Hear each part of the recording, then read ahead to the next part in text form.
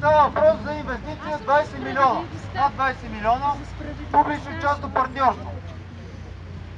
И така повече от една година ние водихме разговор с всички възможни институции. Районният кмет на Младост каза, нищо не зависи от мен. Главният архитект каза, нима сте против спорта. Ние му казахме, чакай, тук е предвидено да се строи парк, има дървета, защо не построите игрища за всички от квартала. Те настояват, това са техните интереси. Дирекция архитектура и градоустройство към Столична община, това просто е една проектантска фирма, която работи в полза на големите инвеститори.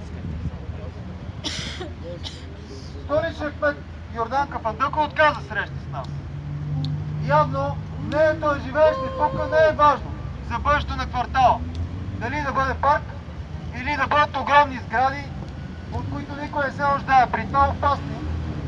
Знаете, то вече оговорихме, една зала за зимни спортове ще използва тонове химикали на едва 50, няма и 100 метра. При една авария ще бъдат засегнати, независимо дали говорим за амоняк, фреон или някаква друга разновидност на химикали за производство на лед, при една авария ще бъдат засегнати хиляди хора. Както от Младост 3, така и от Младост 2. Независимо от това, от предишния си протест сам няма никаква промяна в вижданията на властите, както на районното кметство, така и на Столична община и на Столичния общински съвет. Тя ги вълнуват изборите. Не ги вълнува мнението на хората от квартала и нашите права. Трябва да ви кажа, че нашия интерес в случая на протестиращи, той не е материален, той не е пряко материален. Докато те се борят за 20-30 милиона със съответните комисиони, докато общината е готова да подари този общински терен, забележете, този общински терен няма обсъждане за какво да се ползва. Но за сметка на това те искат да го подарят на инвеститорите, да изградят уж зала за спорт, която ще бъде платена и която постепенно ще се превърне в зала за концерти, въобще за търговски мероприятия. Нашия интерес е да има парк на това място. И на този парк да бъдат изградени футболни, баскетболни открити игрища, общински, да се ползват от всички безплатно. Знаете, целият квартал има недостиг както на паркове.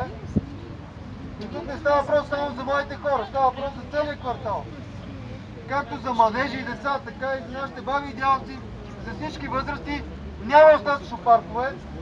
Каквото и да говори главният архитект, който се надяваме в най-скоро време да бъде премахнат от там, от този пост. И неговото място е на подсъдимата скамейка. Той не е единственият, който трябва да бъде съден за злоупотреби, за съсипване на Младост, на другите квартали.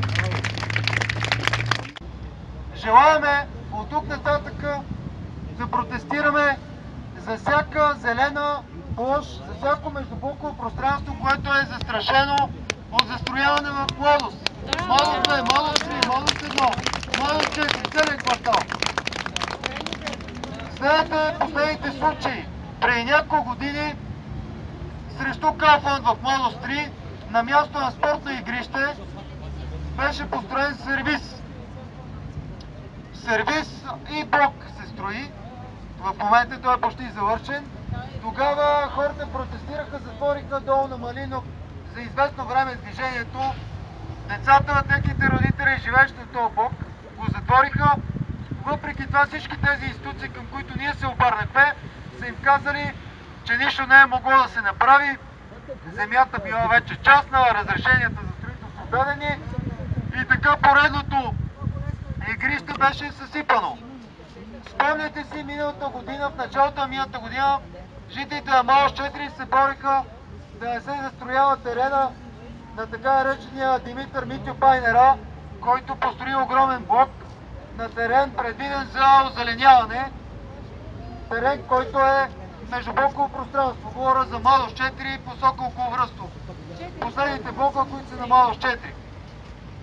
Хората също тогава са излезнали, за жалост машините са пристигнали, теренът е бил ограден и в крайна сметка този обект е построен. Трябва да се отбележи и друго. Строежа на Деница, на място на Деница. Огромни небостъргачи в сърцето на младост.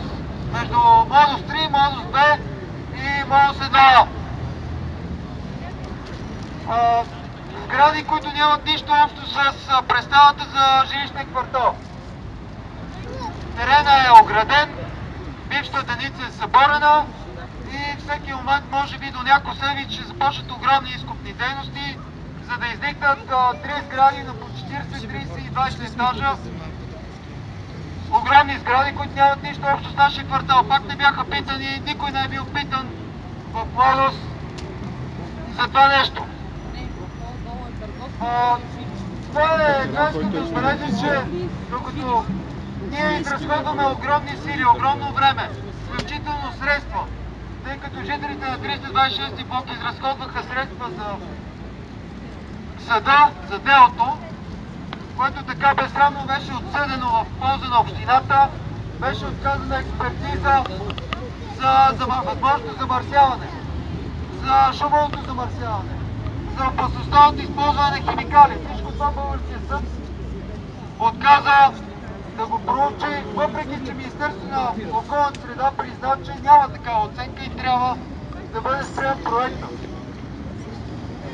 Всички тези институции работят в интерес на тези инвеститори, което е срамно. Сега сме в период, в който непрекъснато агитират да бъдат избрани. Само че явно ние обикновените хора и въобще младост е някакво място, което не заслужава никакво внимание, не заслужава никакво уважение към мнението на живущите, към правата на хората тук.